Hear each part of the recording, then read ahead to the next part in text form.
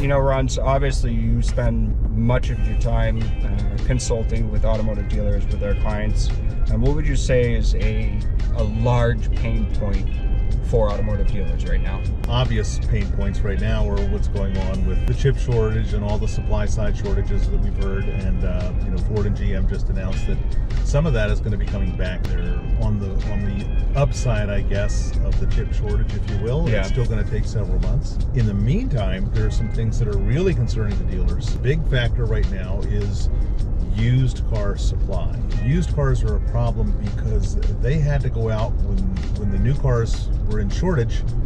They had to go out and pay exorbitant amounts to get used cars on the lot, used vehicles to have inventory. Just to have inventory. Yeah. So because of that, they are now seeing the prices of used cars start to drop. And where that becomes a pain point for a dealer is that now they can be underwater on these vehicles if they don't move them. One advantage that we have is something that we call dynamic inventory prospecting. Okay. Google came out with a thing called vehicle listings ads, and everybody's going crazy over them right now, that they can take their pay-per-click ads, tie them to the inventory on the dealer's website, and serve vehicle-specific ads to the customer. It's great, and everybody's falling in love with it. But the downside of that is... I feel like there's a but. Well, there is. The downside of that is that right now, you're still paying for pay-per-click rates. So you could be paying $5 to $10 per click for one of those vehicle listings ads. And we offer a product that we call dynamic inventory prospecting that I can tie into either the dealer's used car inventory or new car inventory, or both if they choose, and serve banner ads still tied to live inventory feeds. Let me give you an example. Customer is a Ford dealer, and he's got 4 2017 F-150s on his lot. Yeah. We can run these ads out 40, 50, 100 miles even.